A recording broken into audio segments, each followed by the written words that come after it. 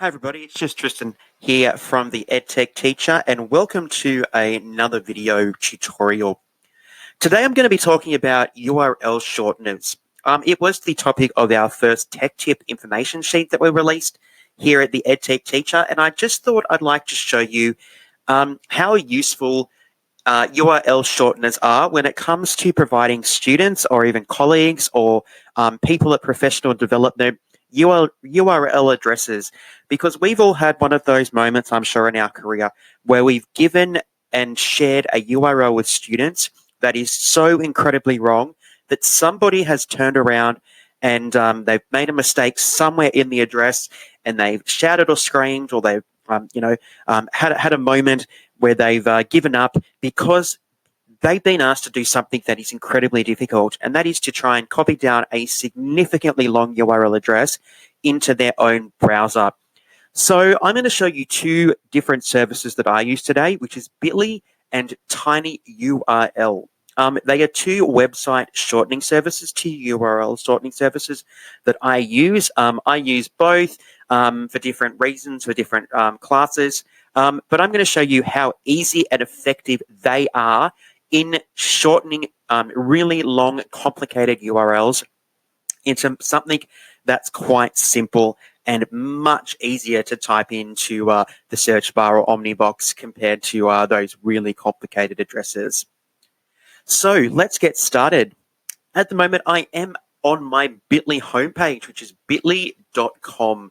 Okay, if you type in bit.ly into your search bar or Omnibox, you will go to the Bitly website, which is fantastic.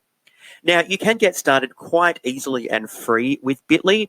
There is obviously, like most things, there are paid options, but the free version that you can get with Bitly is quite suffice, and I'll show you that in a second.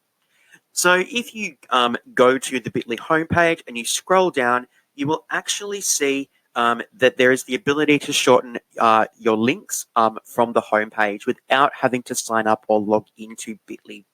This is fantastic, and I have used this before, but the problem with this is that you do have a limit on the number that you can shorten, so the number of URLs that you can shorten before you are required to sign up and log in. Okay, so just be aware of that. So I've got an address that I've taken from the Sydney Morning Herald, which is a newspaper here in Australia. So I'm just going to paste that into the box here, and let's see if we can shorten this address so that we can make it a little bit easier if we were asking students to go and access that article. So I'm going to Control V that address there. So you can see that this address is so long that it actually goes basically parts of the address are hidden when we pasted them in here. That's how long it is. All right. So all we do when we paste the address is we head over here to the blue button that says shorten.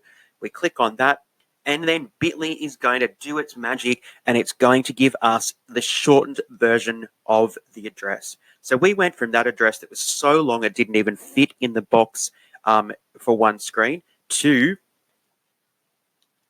after the Bitly, we've got 2, 4, 6, 7 characters, okay? So we can easily share that with our students by clicking copy, sharing it on our LMS, Google Classroom, Google Sites, Docs, Microsoft Teams, whatever we're using to share information with our students, we could do that. Just a piece of advice with Bitly, though, is make sure you tell your students that they must type the address into the search bar, into the Omnibox, okay? Because otherwise, if they Google the address, it's not going to work. So they must type it into the address bar, okay? Because otherwise, it's not going to work. All right. If you would want to sign up to Bitly, it's quite easy and free. As I mentioned, there are some paid options, but if you scroll down and you look very carefully, you will see the free version, which I think is perfectly acceptable for educators. We don't need to be paying for it unless we are doing something significant where we need significant amounts of extra resources to do our job. So let's log into Bitly, and I'll show you a little bit more of what we can see with the sign up and log in section of the site. Okay, so we are inside Bitly now, and you can see that there is a whole heap of functions here. Okay, looking at data, looking at links, looking at clicks, refreshes. Okay, all kinds of different things that you might or might not use as a teacher. I've personally never looked at these. I just use Bitly to shorten my URLs. So just like the home page, we click up here to the orange button that says create, and we can create our URL.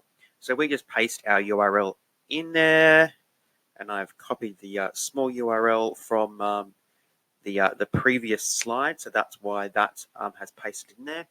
So you would type your um, address in there, okay, or copy and paste it in there, and that is where you would create it. Now, one great thing with logging in is you can actually edit the back end of it. So the last part of the address you can customize based on whatever you are doing. So Bitly is a really great way to shorten those URLs to make them a little bit easier for students to access. Okay, and you can see examples over here of different URLs that I have shortened with this particular account. Another site that I use is called Tiny URL.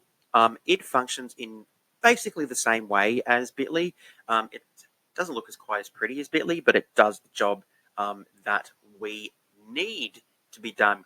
So same thing, you just enter your URL here. So let's go here to this video. For example, we go make tiny URL. It will give us the URL that it has created. Okay, it's taken it from a length of 43 characters and it has made it down, reduced it down to 27 characters, which is great. Okay, so instead of them typing in 43 characters and making a mistake somewhere, they're only typing in